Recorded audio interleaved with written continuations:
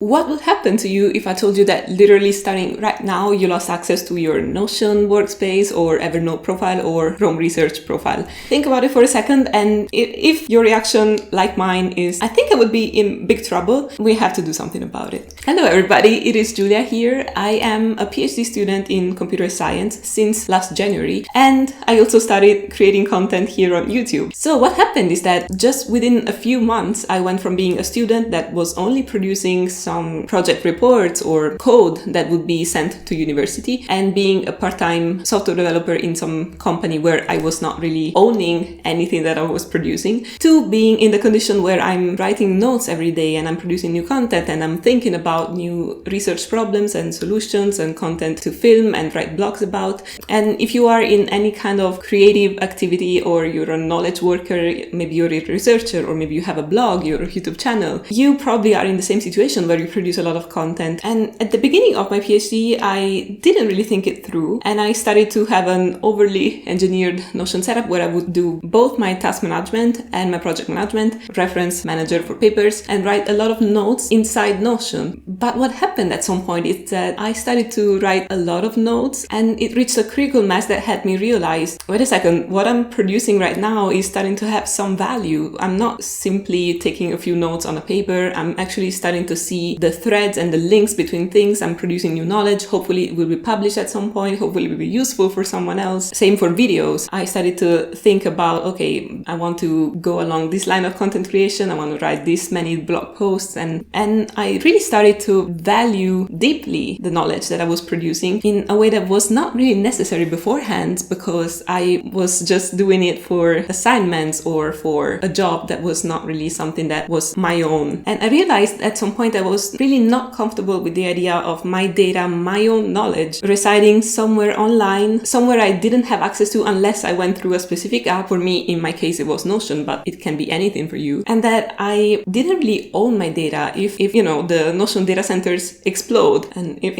some hacker hijacks my account and deletes all my data, I'm kind of done.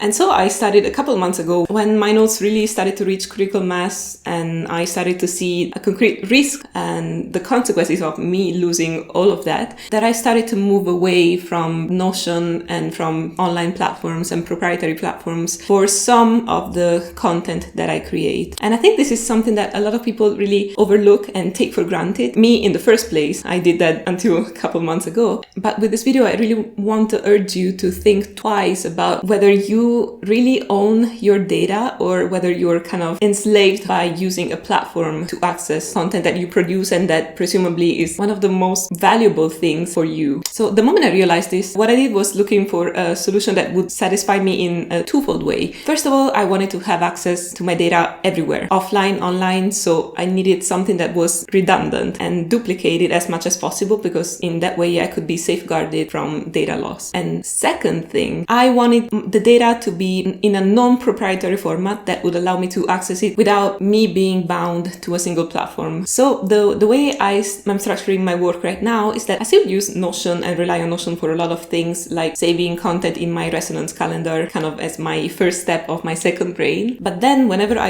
elaborate new content, what I do is to write my own notes in an open format. I chose Markdown because I find that it suits my needs, and usually access it through Obsidian, which is an app that allows you to link different notes in kind of a knowledge graph, which really fits the way in which my research usually goes, which is going down a rabbit hole and maybe I start coding a little bit and have a small experiment, and by the end of the day I have a new network of notes that are all interconnected and that will be useful for me in a second moment. But the good thing about this solution is that I'm not actually bound to Obsidian. Obsidian saves notes in Markdown. So for example, if I have, instead of Obsidian, if I want to use Zettler or if I want to just access them on my terminal on my Linux machine, I can do that because the format is not proprietary. It's not bound to an application decoding the format or fetching it from online like Notion does, like Chrome Research does, like Evernote does. I have it backed up on GitHub, so I also can have version control and have different checkpoints of the notes over time. And this really makes me feel more in control of the knowledge that I produce and more safe against data loss. The way in which I achieve the multi-platform access is that I put my notes in Dropbox so that I have access throughout all of my devices. And in this video, I'm not necessarily advocating for you to use Obsidian or anything like that. The bottom line offline. And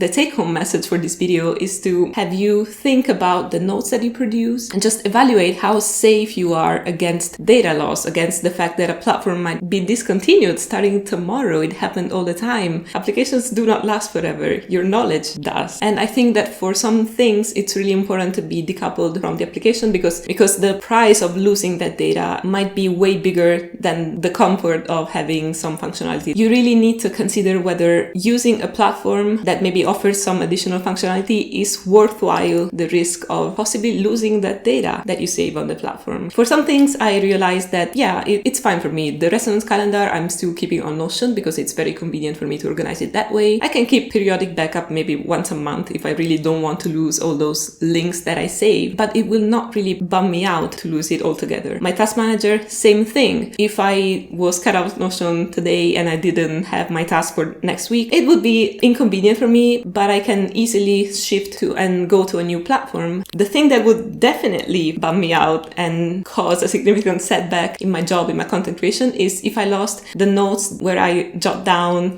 my ideas, my research experiments, my research findings and results, the content that I write for YouTube, the blog posts that I have in a draft. My take-home message for this video then for you is to think twice about the content that you have and that you produce and decide whether it is worthwhile for you to keep it on Notion. It might be the case. Maybe you're fine with just taking periodic backups, or if maybe there is something that would be better off if you took it away from Notion altogether and instead relied on some open access platform and some solution that would allow you to have access offline. For this week's video, I think I caused enough distress in all of you, and I hope to see you again next Sunday. Please write down in the comments if maybe Obsidian is something that can be useful and interesting for you, and I could maybe do a walkthrough of the way in which I structure my notes there. If you like this video, please leave it a thumbs up, and if you have any other solution that you found works for you, please, you can write it in the comments. I would be very interested in knowing that. And anyways, I hope to see you again next Sunday. Thank you. Bye.